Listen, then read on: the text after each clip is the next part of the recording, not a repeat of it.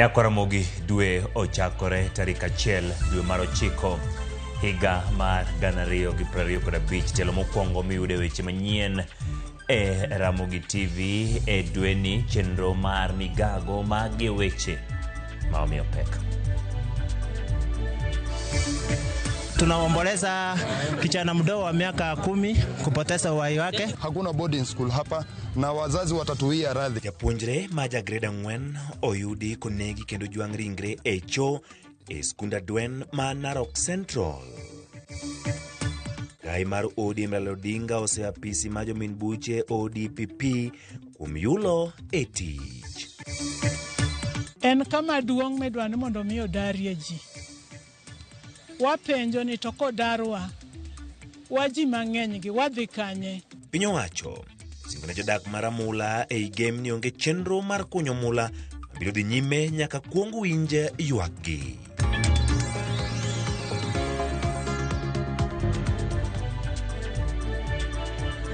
Machiegni layo duto mag tudruok gin mago moyaw. Nyinga Ochieng' Emmanuel bed kode chakruok nyaka giko. Migawo mar somo oloro skul primar ma Seventh Day Adventist Narok bang' yud ka japuonjre ma ja klas 6 ong'ad ng'ute kar nindo kapok odhur ringrene e cho mar skulno. Ka jodito mondi lero ringre japuonjre ni osetere kar kano ringre ma Narok level 5 e kinde ma nonro podhi nyime. Achich maduong' mitudo kod nek ma kochno ma en chukdar ma skulno osemaki kendo irito chwali e doho. Kuyo kod ywak e skund primar ma Seventh Day Adventist e kaunti ma Narok. Kuyo ma okel kod nek mar japuonjre ma grade mar 4 ma higni 10 ma pok oyang nyinge. Japuonjre ni kalore gi kaka oyud ringre e cho chal ka gima ong'ad ng'ute kar nindo kapok ochwali e cho mag jopuonjre. Tunaomboleza kijana mdogo wa miaka 10 kupoteza uhai wake. Alipatikana amechinjwa katika shule ya SDA Central. Napata mtoto kuliwa gani ya choo. Nachinjo kaa kuku. Nikuuliza dana utiku kuamkia leo. Skundni jodake alwora ni ywak ni onge kod arita makare kalwore ni kata mana alwora oko geng' maber. Bende skundno tiyo kaka mar dak kod dok dala mano day and boarding school. Kata kamano e register mar migawo mar somo to yangore ni ok gindikore kaka skul ma uwinjo jopuonjre odagie. Kuanzia fencing tunaona kweli kuna mianya mingi, na ukiona mahali shule iko hapa ni katikati ya mji wa Narok. So tunataka kabla hii shule iweze kufunguliwa, baada ya kufungwa tuweze kuona hii shule imeweza kurekebishwa.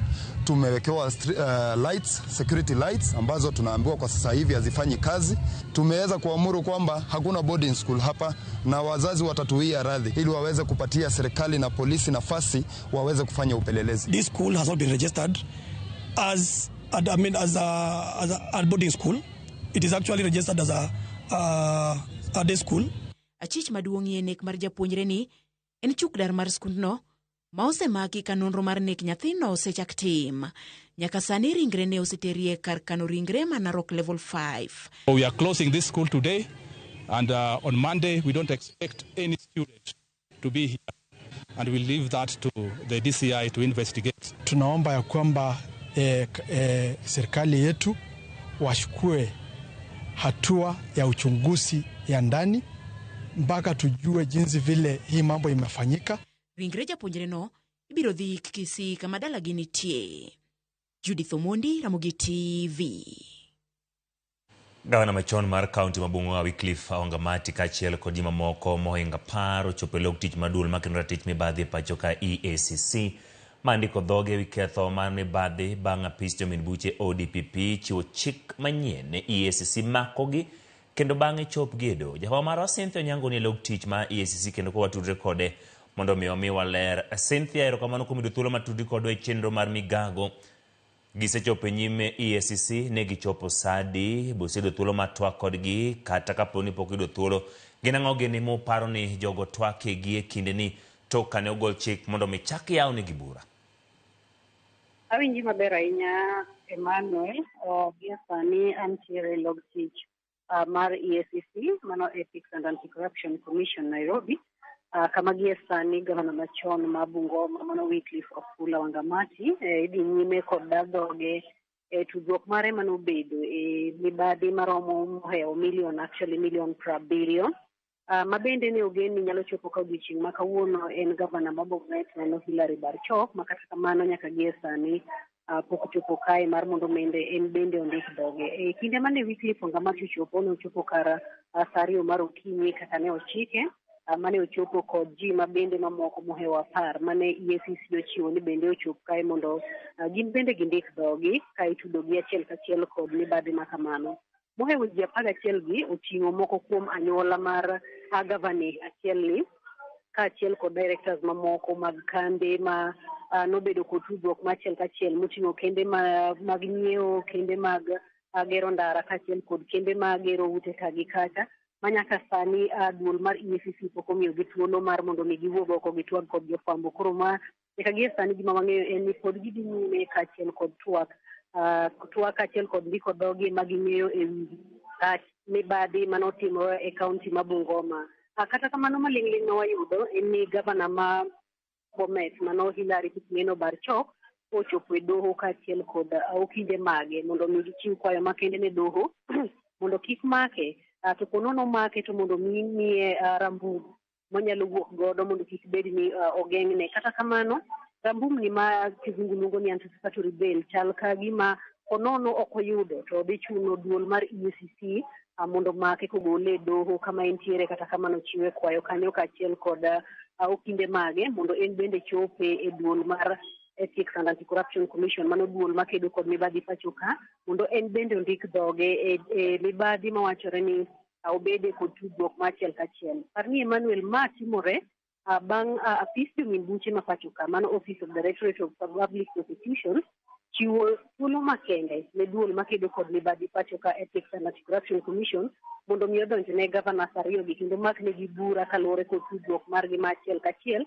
e weche mag mibadhi. Magi bende biro e kinde ma jatend piny owuon osebedo ka ogoyo dhoge piny kendo wacho ni piny Kenya pacho kae mibadhi ng'eny koni gi kocha, kendo nowacho ni kawuok ka dhi nyime bang' wacho ni adiera nitiere mibadhi, gima jo Kenya biro neno en ni gibiro neno ka jogo duto mani kod tudruok e yore mag mibadhi biro donjnegi kendo jopiny biro yudo mwandugi kaka gino ma onego bed ni timore e chik. Koro gie sani en ni pod en rito mar neno ni ponono idhi wegi thuolo koso bang' wuok kae en ni idhi geng'negi nyaka odiochieng' ma kiny ma ibiro chopi e doho koso dhi bedo nade. Kata kamano gie sani Wangamati kaachiel kod ji mamoko mohewo 11 pod medo ndiko dhogi. Cynthia, erokamano kuom miyowa lipot ma chal kamano. Wan gino ni eboykonwa lipot e kukune kod fwambo mare e kinde ma obedo kwedo weche manyien e mesa makawo weche manyien e kinde mabiro. Ka dhi nyime achiedh nadi pod okwako gweng' ma Tipis e tong' mar kaunti ma Nakuru kod Narok kalure gi tulo mane kind dhoudi ariyo. Lipot ma jodak makono yango ni udi mathoth nowang'o otieno ma piny rugo kawuono, kata dok ni obila ne orido arita e alworano otieno kod odiochieng' mangima. Jodongo ma wuok e dhoudi ariyogo obedo gi romo mapiyo kawuono mar manyo resruok mosiko. Kum mar wuoth e seche mag otieno ma yande oseketi e alwora ma Tipis kod Mwisho wa Lami biro dhi nyime kaka osebedo kuom kinde sani.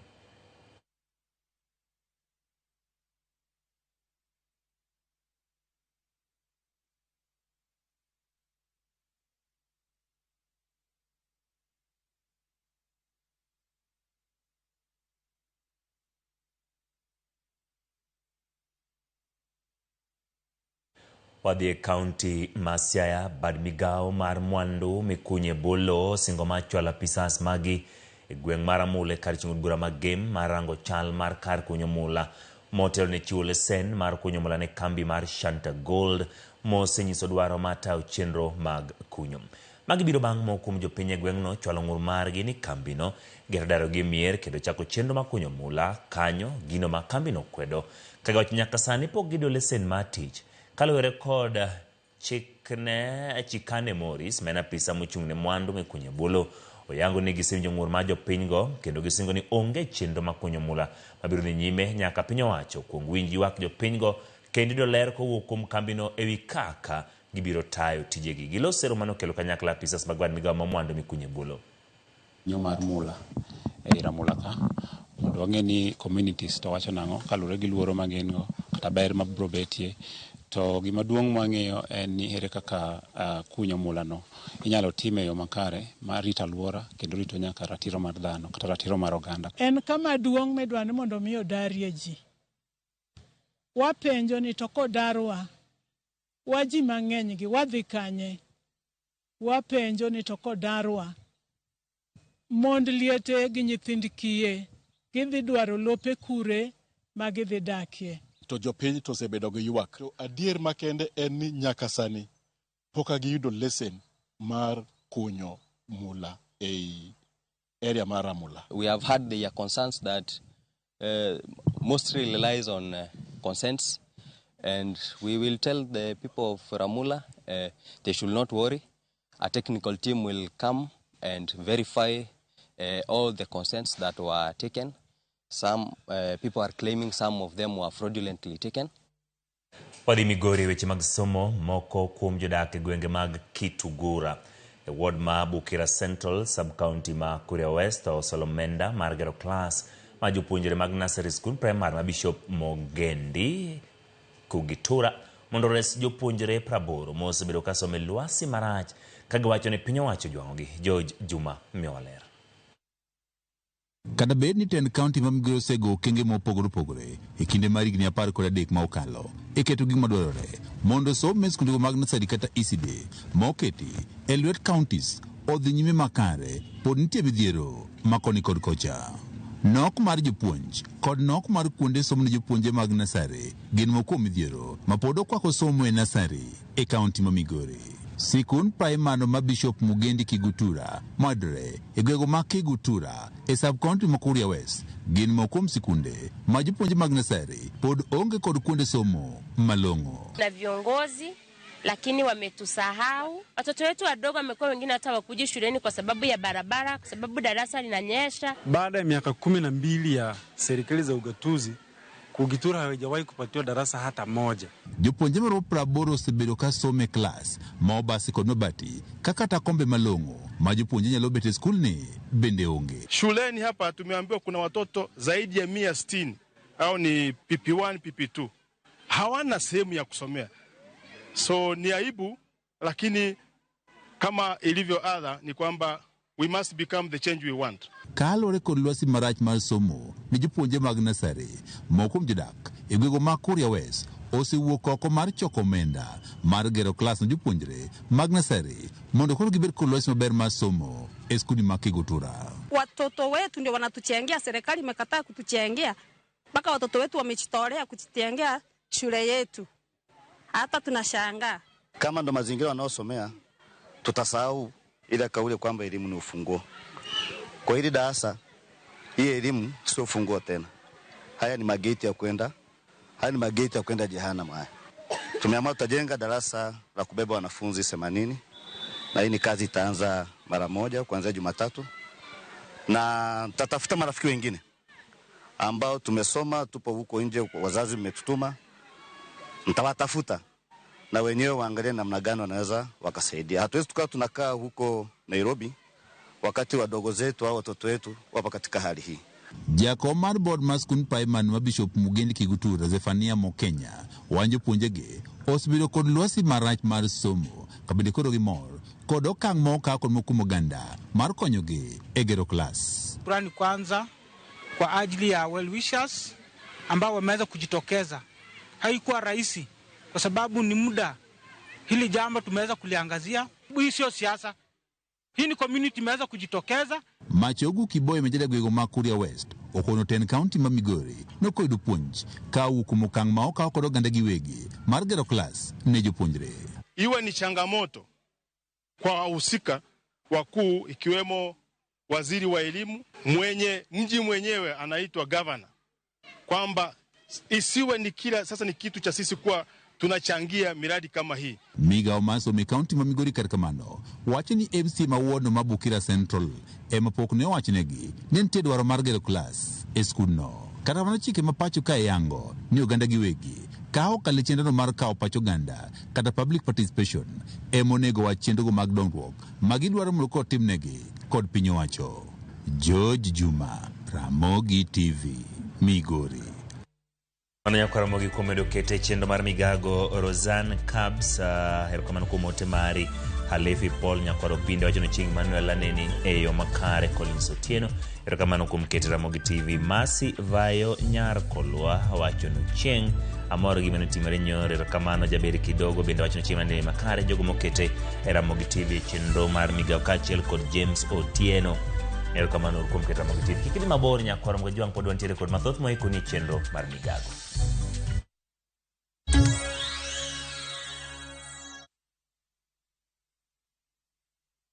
Isayudo nyodo nikelo nyako chia cholokore nende nung'ani sandi nang'o nyako chia nigi yere kendo jalo siko kachandi gi mon nyako chia utemo kadhono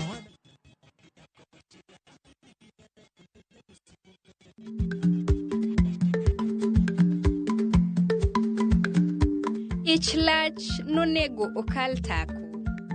Matiende ni bedo gi miluma mar yako mang'eny nyalo kelo rach.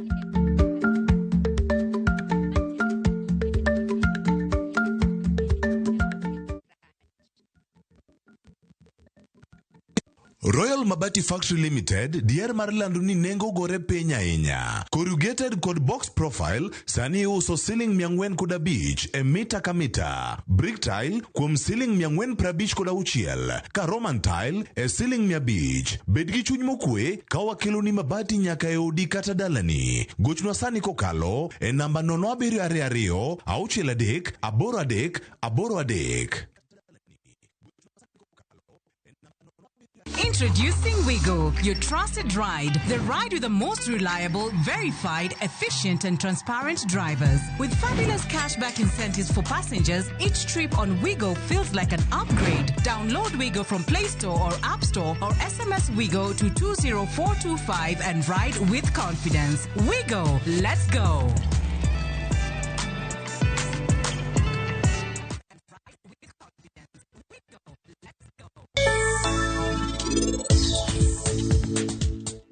Wanyalo timo arus marwa kiny. Iwinjo mano, Sanju bendo yie ni kiny waru arus. Weri ni gimoro ahinya. To mana machiegni kae, an adhi mae mor man godo ni te. To donge wacha wadhi arus mar Nitino to kik wach ne pari, eh? Bro bedo surprise kuom Niti to kod pari. Bro bedo mor maduong' kuomgi.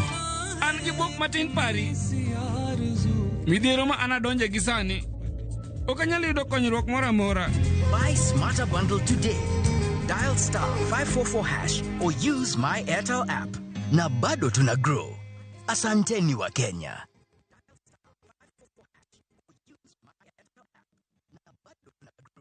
Bei manyo tich piny mar Dubai, Bahrain kata Qatar, lek mari mayudo tich gikone ochopo e wang'e. Ei Talent Bridge Careers, watudi kod jondik je tich madongo dongo. Wechiwo sire yor ndikruok e tich kochakre, uru kwayo, kiti kama itie, kaachiel kod nyisi kaka inyalo yudo visa mari, dari kod kiti e ndege. Kik irit, ka okang' mar chopo lek mari kawuono. Ywa tol kata tudri kodwa e WhatsApp namba mar 011-345-4075. Lim website maroma en www.talentbridge.co.ke kata or email e jobs@talentbridge.co.ke.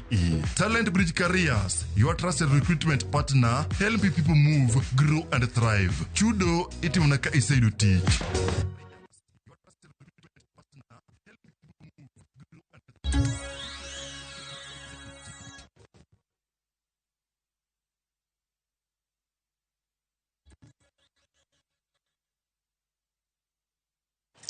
Erokamano kuom medo kete Ramogi TV chenden mar migago. Piny owacho kokadho kuom migawo mapur chako chenro magero manyien yawo manogere kinde loch jorochere pacho ka gi ageto mar konyo jopur e cholo pi ne puothegi okang' mageni biro kelo chiemo mathoth. Kanolosi kinde mana yawo chenro mar kongo yawo ma Kivuno Kipkelion East, jagoro migawono Laktar Paul Rono wacho ni gedo mar yawo abich oseketi chenro mar kongo mabiro neno ka jodak e kaunti no oyudo pi.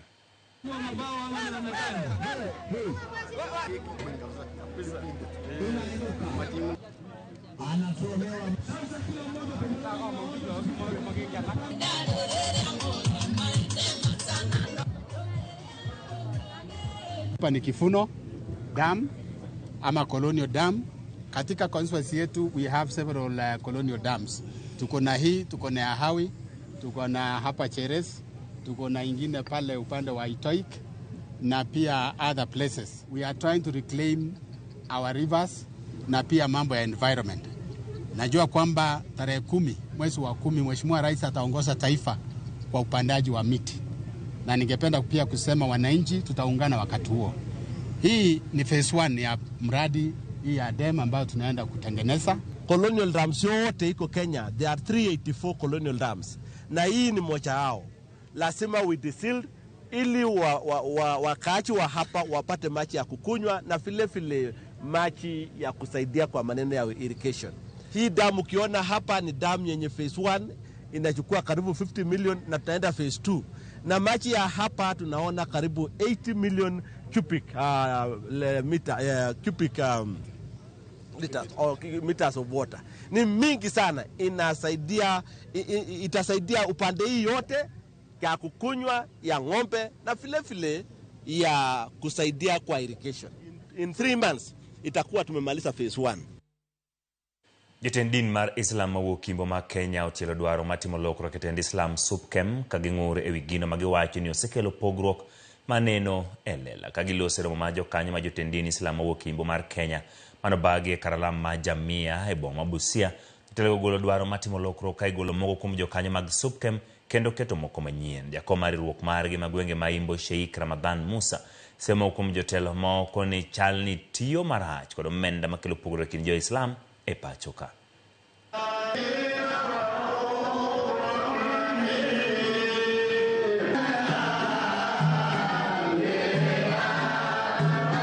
Na kama viongozi walivyosema kwamba basi uangaliwe uongozi wa SUPKEM una matata, urekebishwe kwa wakati ufao. La kusikitisha zaidi, chairman wa SUPKEM amewaondoa wale matrustee ambao kwamba walikuwa wanasimamia mali ya umma. Amewaondoa na amejiweka yeye mwenyewe. Inna lillahi wa inna ilaihi rajiun. Vile tuna maswala ya zile bursaries zinazotolewa na nchi tofauti za Kiislamu kwa ajili ya wanafunzi wa Kiislamu ambao wanatoka katika jamii maskini waweze kupata kuendeleza masomo yao. Hizi bursaries and scholarships namna zinavyotumika, namna ambavyo utaratibu wake unavyotumika ni siri kubwa sana. Hakuna uwazi. So ile lack of accountability, kutokuwepo uwazi, inatusumbua na inatutatiza. Imamu mpaka awe mtu msomi. That's why tunasema kama sisi maimams katika regional hii ya Western ya kwamba SUPKEM waondoke ndani yake, maimamu ndio waongoze chama cha SUPKEM ambao kwamba kuna ueledi wa elimu ya dini na huruma ndani yake. Walipochagua ile SUPKEM, sisi Bungoma tuliandika barua ikaenda mpaka Nairobi kupinga kwamba sisi hatujatambua uchaguzi wa chama cha SUPKEM na haikutekeleza kwa sababu kuna ufisadi ndani yake. Nyakwaro mogene walero nini governor machon ma county ma Bungoma Wycliffe Wangamati ka achiel kod ji mamoko ne ochopo e nyim EACC mandiko dhogi chal ka gima osetik dadho kendo gitwak kod jofwambo winja na achiel kaka chenro dhi nyime. But because they want to punish him, they are taking him around in circles, and that's it's important we come out and tell it to Kenyans so that whatever happened to Ojwang does not happen to the former governor of Wangamati.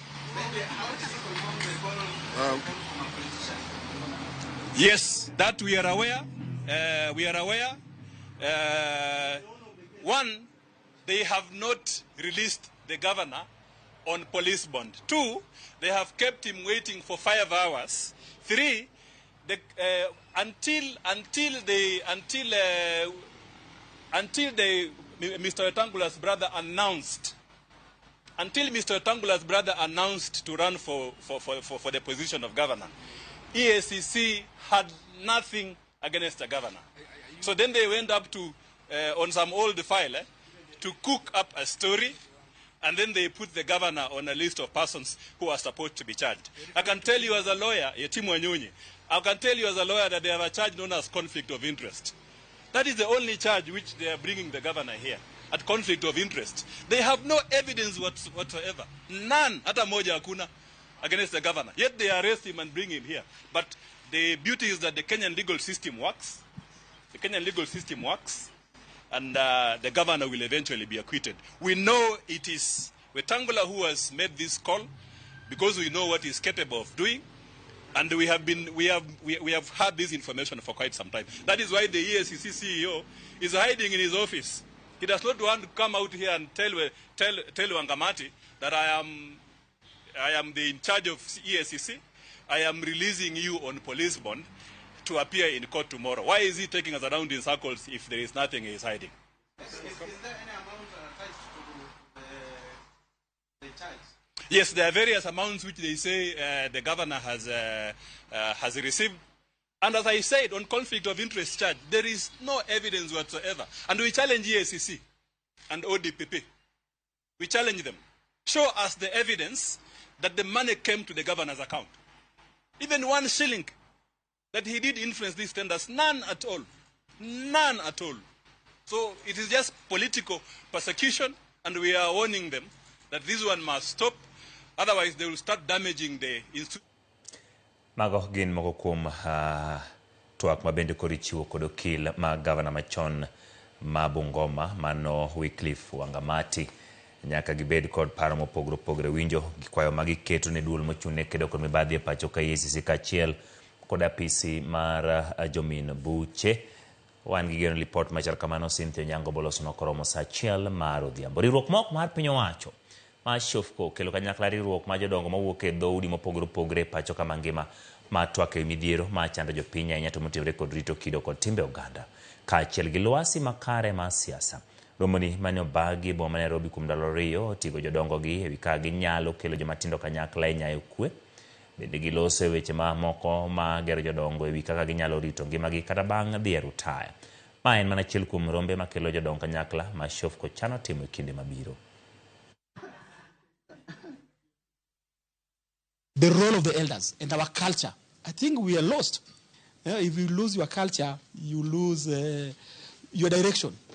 So we discussed a lot. It was mostly more about development and culture, right? And looking forward for the future. How can the country hold itself together with the elders to ensure we have peace? As we are going towards elections coming up soon, we can't pretend that things can just be normal. Welfare. Kangato to kangato oyudo tabu to your contribution mi dong yudo kakikonyi omiyo Shofco wanene ga dala kucha to manyora neno ka to nyo wadwa limo projects ma Shofco osetimo kendo anwango ni Shofco osetimo gik madongo mamulo ngima mar jopiny. Kawere gi mago motenre kod Shofco kod jodongo moko kuom rowere mane oyudo hinyruok e kinde ng'anyo mag rawere pod dhi nyime kod thiedho adhonde dweche 2 tok ng'anyo manotimo tarik 25 dwe mar 6 higani. Rawere koni giserem yudo yore mag konyruok tok magina mane ochiel gigo chungo chendo mage mapile ka pile.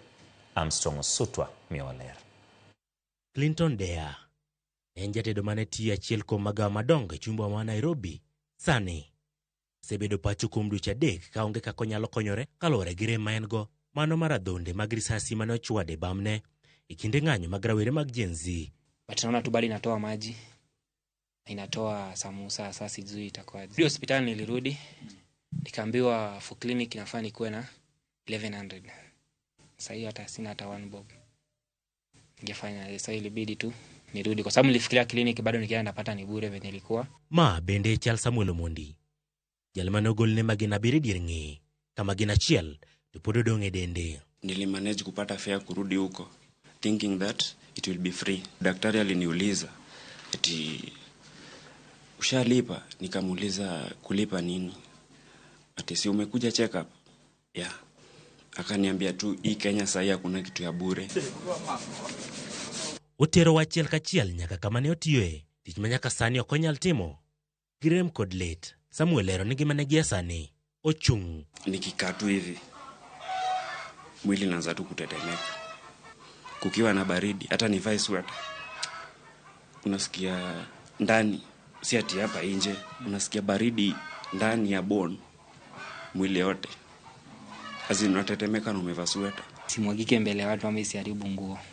Launi emasani udong' kaka konyruok ne Mark Clinton mani kod rem kendo temo umadhola manyaka sani medo mana bedo marach. For me, I'm a professional chef. Nitibiwe kidonda ipone, niendelee na hustle yangu ya kila siku kuliko kukaa chini kila saa unapigia mtu simu ukimwambia nisaidie 100, nisaidie 50 bob, nisaidie nini. Ya unajua saa kama saa hiyo job ilishapotea hivyo. Kama naweza pata any job yenye naweza fanya na hii condition yangu. Armstrong Sutwa, Ramogi TV.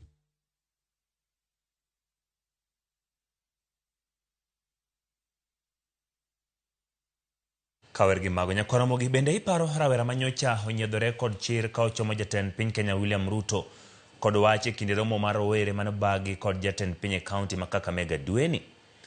Jevin Oyo Kasam bende ne othungo jatend migawo mar rito kwe Kipchumba Murkomen kod penjo e romo mar jukwaa la usalama e boma Eldoret. Japo mar Walter Nyambaga kolonwa matute wi rawerani ma bende nyocha yudo thuolo mar twak achiel kachiel gi jatend piny e yor sime. It is very true that if you don't listen to the voters, then 2027 you might listen to the returning officer. Jevin Oyo Kasam omoro ibudho bang' mako microphone kendo weche ne otegno kaluwore kod chir mopilo godo wechego machal ni chwo chuny jatend piny William Ruto. Weche manenre ka gima muol to kech ka kedhno. Ruto bang'e oporo kode wach wiye mar fwaro maling'ling mani kuome. Sisi tunaona umempawa sana watu wa secondary. Unawapea free food primary hapo Nairobi. Unadhani sisi comrades tumeshiba? Ramogi TV nyoka thuolo kendo luwo mar yudo mathoth e wi wuoyi ma sulne chako thinyore. Nen wuod kure to en ang'o machore. Aya county no mar Endless Potential kata Homa Bay County, Ndhiwa Sub County, Kosewe Ward to asomo the Eldoret National Polytechnic kumane ika mugik atimo civil engineering in building construction technology. Kendo adake gwenge mag Eldoret kata Uasin Gishu County, Kapsaret constituency, Langas Ward. E gwenge mag Eldoret Jevin osebedo kakikore kod siasa makelo jende kanyakla. Di mang'eny ibro yuda e weche mag empowerment mag vijende kata youth in politics. Oyo lero kaka noyudore kod siso mar siasa mathoth mag nyumore loso kod galamoro mag oganda. Inspiration mara maduong' mar ngima en ga His Excellency the President William Samoei Ruto. Nikech ka ng'iye taneno ga some character traits kuome machal gi mago mane kuom babwa manosenindo japuonj Bernard Kasam. Awacho ga ni babwa inspire kabisa. Kane poko nindo to nokona ni nyathina kiyudo thuolo mora mora mar wacho gino machandi e chunyi to chak gi machando joma ng'eny kata galamoro machando ji modhuro kasto bang'e tinyalo tieko gi machandi nekech in ng'at achiel. E wi wach jatend piny biro winjo jagol lendo mag ombulu kama ilute ombulu kata returning officer. Make sure you do what the voters want so that we'll celebrate you in 2027. I agree with you, my brother Kasar, that ultimately the people of Kenya will make a decision. Kendo ji osepenja mang'eny to ere kaka nayudo chir mar wacho weche machal kama. To gima daher mar wacho kendo kono oganda luo ni luoro osedhi kendo luoro osedhi mabor kodwa kabisa. Wan vijende masani odong' ka wachung' to wawacho pachwa nikech ana believe ni gimora mora minyiso ng'ato in any respectful way oonge reason kendo oonge doubt but to listen to you and take action towards the thing. Jevin wachi ang'o ewi wachno. Ka jatelo mi thuolo ni mondi wuo ok jatelo atela ok MCA magweng'u bok owadu bok chief magweng'u to komi thuolo ni mondi wuo gi jatend Kenya ka ma kisungu luongo ni the commander in chief of the armed forces of Kenya. Nyaka ibede ng'at moro manigi luor moro. Mana kaka lema moko leny kendo dar eka kingi mag lema moko donjo. Jevin ne okombalo wang'e kendo nyiso chir ma ji mathoth rem bedo godo mondo losi e unji kata galamoro. Ing'eni gima ji kia ni ng'ama riek nitiere kaka itugo ga cards magi. Ing'eni ka principal ka nanyiso president ni nitiere kaka dwani mondo nena ka dok dala. Mano was just a psychological mindset question. Mondo at least owinji ni to ere kaka nyathini dwani mondo anene. ing'eni mane momiyo noywayo chien nikech no believe ni nabiro ga piko kendo nodwa neni iga kabisa mondo ng'e kaka nyalo dok. Nokong'eyo ni mano ne psychological question mana temo play on board as a wise person mondo ayud thuolo kode kata dakika achiel mondo akone weche moko mokalo kata kanyo. Maoke mokwongo e dweni mar 8 mar igani e gwenge mag Eldoret Jevin ne othung'o jatend migawo mar arita kwe Kipchumba Murkomen e wi okenge mag bero lwasi mar thuolo mag joma tindo kod lai mong'ith mag chano ngimagi makiny. Iyudo ka from then emana chako bire limelight. Wapenje ni koso ma en mana yor bire taya to kod mbui. Kidhi kuma ji ng'eny ji mokalo 1,000 to in ng'at achiel kuongi mor ji 1,000 gi mi make sure ni gima ji 1,000 gi dwaro emi kuongi wacho kasto badai kaka ng'ama no mi thuolo mar wuoyo reward minyalo miyori kino wuon en kwayo koro makor ka koro. E kategruok ma Eldoret National Polytechnic tende chale nade e kata doko ni onge kod lemo kamano to en kod chia mar sundo oganda kendo miyo tend tiegruok liet mag rango ratich jopuonjre. Ka wawuoyo gi jotend school gi students at large mondo jopuonj gi tutors mag the Eldoret National Polytechnic mondo o respect the interest of comrades. Ang'o ma Jevin ong'eyo mawakia? Asome school mar maisha ka ema graduate, an asome school of life. To one of the laws of the school of life ni you must make the 1,000 people available happy is when your own interest will follow. Koro mane procedure manadhi atiyogo akono jatend piny Kenya ni wuora sida ma jo Kenya kalen kama lakini koro maduong' mogik abro bedo kanyisi ni koro matin mantiere nyalo ng'iyo na kaka nyalo wuok ka kendo nyalo dok e gwenge mag Eldoret. To bende jatend piny William Ruto ne ochako manye kendo. Jatend Kenya kendo nogo sime mara makata wede na samoro notamore go. Kendo kata en kopenje to bro confirm ni kanogona simu mopogore gokinyi chieng' no saa 2 ema ne ngima na nobuok kabisa ka ker mar Kenya nyalo go namba mara an Wuod Atieno nyathi ng'ata mane gwenka. Ji neno kamano ok en achievement kendo ji osekwera e social media mang'eny ni president kogocho ni to mano ok achievement. Nyaka na wuogi ker weche mang'eny osetimore nyaka jogo mane anyuonda mane pok wawuoyo godo kendo koro nobukore koro gona simu ka gipani ngima na oselokore nikech na wuoyo gi ker ma Kenya ka. Miyo mbaka mar sim e kinde kod William Ruto. To ker ogocho na saa 2 to donjo missed call. Lit nodonje chunya kabisa ka ker mar Kenya aneno ka Trugola golo nyinge to nambo the missed call. Noduogo mako simu koro na message ni monda gochne mapiyo. Tagocho ne awego Nyasaye nosetele awego to no mako simu. Wawuoyo to kata eno nyalo confirm ni harakati mano wawuoyo gi ker ne wawuoyo go to gima na nyise maduong' kabisa no ken personal interest mara. Ne en interest mag joma moko kendo program no kano dhi oriembo to joma ng'eny ne dhi yudo kony. Okoni pok ne obedo kod lemo mar telo kata kamano ong'weyo telo sani. Pok na bedo ga student leader but ibrodo ga ka most of the time an ga kingmaker institution kanyo. Okoni lokruok pok ochopo ne maduong' to en kod geno ni mar ber ni mbele. Takone ni rais wan gi riwruok mar vijende kendo watimo ga youth empowerment to wan gi grants moko mane wa apply to pod pend kendo pesa pok odonjo. To ker no assure ni immediately ma watieko wuoyo gi simoni to ng'ato bro gocho ni kendo bro luwo wachni mar grant muwacho no. Tadieri kane ker ong'ado simu some few minutes later to piene no gocho na mokona ni have been directed by the president mondo alo wachni. Walter Nyambaga, Ramogi TV. Apisa mochung'ne kar kano gige lweny e tesendo bila ma Central Frederick Opasi okudo weche mosebir kaliekore nitie chenro piny mar pando nonro mar bunde mitudogo gi nek mar Rex Masai.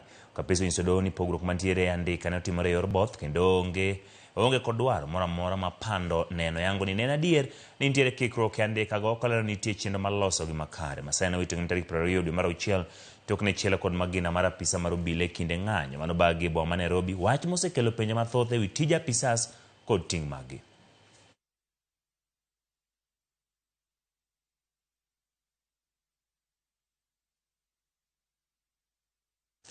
Kadhi nyime en ni jopiny ma Baringo koro kale midhiero mag pong' mar nam. Mano ma Baringo, gino mosekelo midhiero ne jopuonjre kinde ni Maskunde yepo ne tam maradek. Jopiny koro kwa piny owacho no bioresgi. Cleophas Oluoch miwaler. Manen kama ne otuo chon. Geche kod ndigni ne kale. Apaya mane tudo jopiny gi sikunde. Kuonde rwako welo kod gwenge. Sani gweng'ni nimo. Mae en nam ma Baringo. Sani kae ye ma itiyo godo e ng'ado nam. Klese onimo kendo pi nyalo chopo makalo kata chongi. Kuonde rwako welo machon sani odong' gunda. Gunda mantiere nam. Chielo manyien ni mar pong' mar nam ne ochakore nade. Hii bahari wakati tulifunga shule ilikuwa sawa, haikuwa imeongezeka, lakini tulipofungua ndio ikawa changamoto. Maji iliongezeka kwa bahari because of rains ambayo inanyesha upande wa highlands. Chenro ni rocho nyaka chenro mag somo. Mae en aluora mar Loruk. Kae jopuonjre kwanre. Kwani odok piny. Population imekuwa kidogo sana. Unaona kwa sababu wanafunzi walikuwa enrollment yao ni 30. Lakini saa hii niko na wanafunzi mpaka wa sasa niko na wanafunzi wa 7. Nyithindo mane sikul kalo matek. Kihondko okwako chenro ni. Kae neno karao kod nyang' nitiere ipi. Kendo rio mar somo keto jopuonjre yoro pi nam ma Baringo. Watoto wetu wadogo wanahangaika sana kuvuka hii bahari. Hii bahari ilipoongezeka, mashimo ikatokesea kwa barabara. Watoto wadogo wa nasari inakuwa shida sana kupita maji. Kwa sababu kuna mamba, kuna ipo wanakujanga usiku kutembea mpaka kwa manyumbani huko. Sirkal kaunti ma Baringo lero ni maya okentielo mokwongo ma chenro ni timore ne jodak ma Loruk e kaunti ma Baringo. Now if you go to parts of Lake Baringo, you'll find that even the tarmac road has been swallowed. Not once, not twice, but this is, I think, almost the third time that the stretch between Loruk and Marigat has been covered by water. Jopiny koro sani kwayo mondo sirkal odonje wachni kendo okelnegi resruok musiko. Serikali at least kama wanatufanyia long lasting solution yenye tunaweza fanya kazi smoothly, kufuka barabara kwenda upande wa Tiati na kwenda kwa upande wa Baringo North. Tunataka serikali kusaidia watoto. Sasa Loruk nasema. Sasa maji na kucha zaidi. Hata watoto ya shule hakuna njaa ameenda shule. Cleophas Oluoch, Ramogi TV. Ramogi to report machal kamano wadhi e yueyo kikidhi mabor. Pod wantiere kod mathoth winja endo chal nade. Ang'o manyo timore Anfield odiochieng' manyien.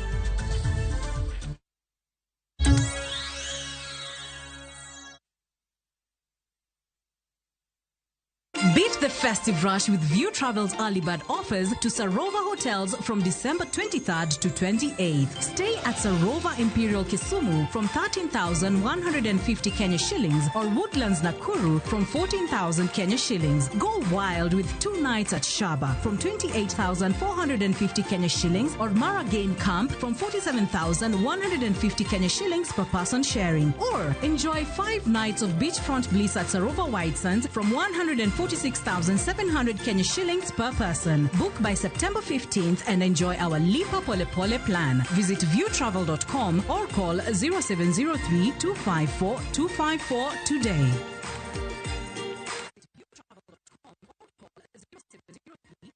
Now introducing Smarter Weekly 300 and 500 bob. Browse, chat, call and rudishiwa 100% transaction fee na Airtel Money. Ukitransact any pay bill across the country. Ukitransfer chapa from your bank to Airtel Money. Ukiwithdraw chapa from an Airtel Money agent. Dial *544# or use My Airtel app. Ever growing network. Na bado tuna grow. Asanteni wa Kenya.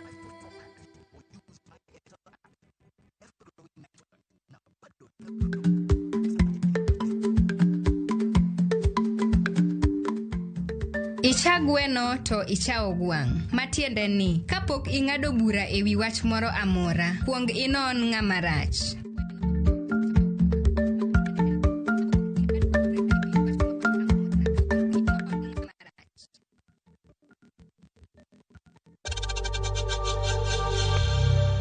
know times are tough, so save money by buying airtime from M-Pesa to any network with zero transaction fees. Dial *487*2# and get your airtime PAP with zero transaction costs.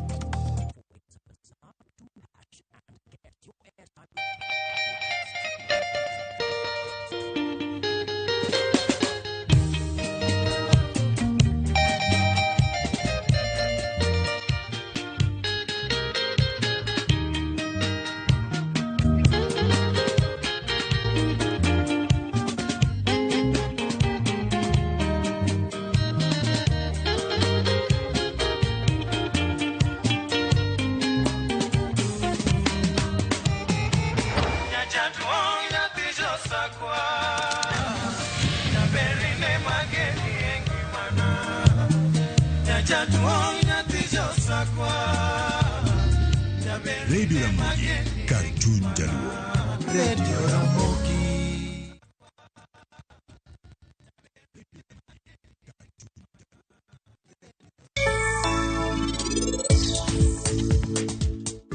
Wanyalo timo arus marwa kiny. Iwinjo mano, Sanju bendo yie ni kiny waru arus. Weri ni gimoro ahinya. To mana machiegni kae, an adhi mae mor man godo ni te. To donge wate wadhi arus mar nitinore kik wach ne pari, eh?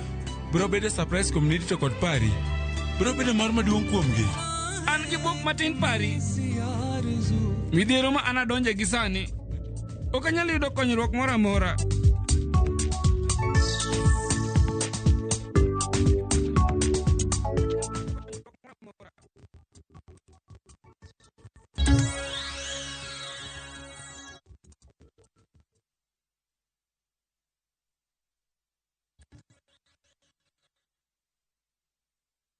Erokamano kuom medo keti Ramogi TV. Ogai mar ODM Raila Odinga oseapiso ogai ma jomin buche pachoka ODPP moko nindo e tich kendo ok ta chendo mag kaluwore kod dwach chik. Raila kuni lwenj kedo kod ketho koting'o mibadhi nyalo mana nyago lemo ka apiso ogai ma jomin buche oketo maino kendo luwore kod dwaro mar chik e tayo tijegi. The Director of Public Prosecutions was also a new and exciting creation, the new Constitution. It has largely failed to deliver on the high expectations of Kenyans. Just 1 year before we promulgated the new Constitution, in 2009, the Attorney General of Kenya was described by a special rapporteur of the United Nations as the embodiment in Kenya of the phenomenon of impunity. That description remains accurately descriptive of the Office of the Director of Public Prosecutions in Kenya today.